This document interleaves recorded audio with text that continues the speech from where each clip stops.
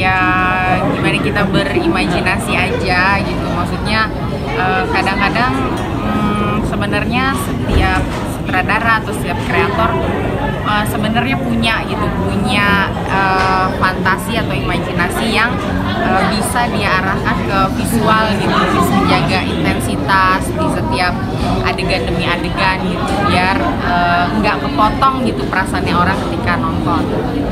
Bahadra, mungkin bisa diceritain kenapa memilih horornya itu gore gitu, atau emang itu karena memang jarang udah lama nggak dikerjakan atau seperti apa?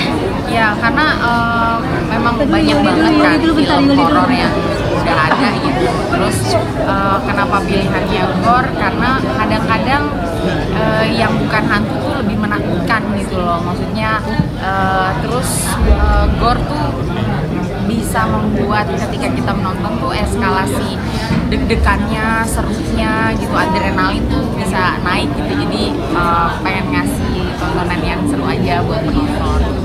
Kalau dari segi sinematografi, apa sih yang membedakan film ini sama yang sebelum-sebelumnya film horor yang ini?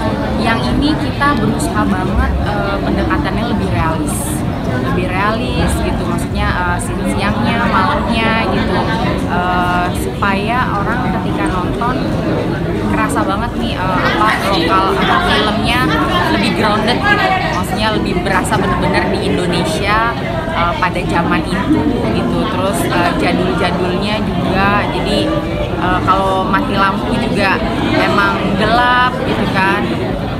Memakan waktu berapa lama Bu penggarapan film ini, dan terus suka dukanya seperti apa nih, apalagi Ibu kan seorang sutradara wanita gitu.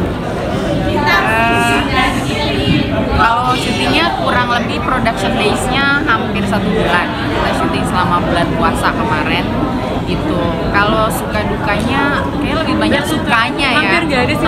Karena maksudnya ini salah satu film yang menurut aku dikasih ruang buat persiapan cukup matang gitu, dengan skala proses reading juga yang hampir semua schedule pemainnya tuh bisa gitu loh. Jadi makanya kalau kelihatan satu sama lain tuh pemain kayak chemistry-nya dapat, karena memang proses reading nggak ada yang bolong-bolong.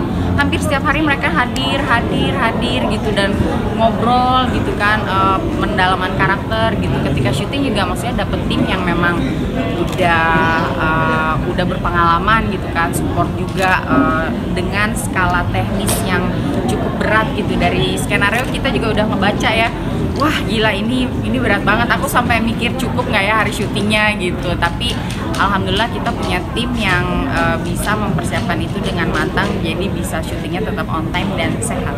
Pesan dan pesannya sama harapan depannya. Pertanyaan terakhir ya. Pesan dan pesannya.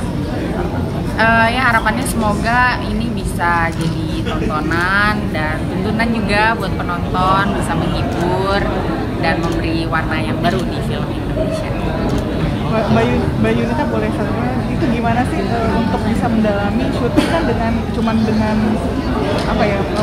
prostetik gitu, itu kan berbagai macam kayak emosi tuh ada di situ, tapi sendirian. Karena saya lihat waktu pemotretan ini juga kan sebenarnya sendirian, dengan itu gimana sih untuk bisa gue harus lagi marah atau ini lagi membaca mantra gitu.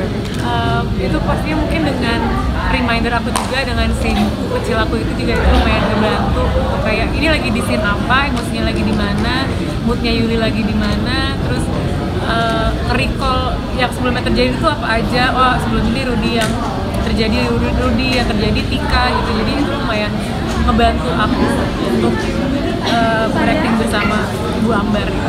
Buku kecil apa? Saya agak Jurnal. Aku ada jurnal gitu. Terus sebelumnya kan sempat ada referensi filmnya kan tadi kan. Iya.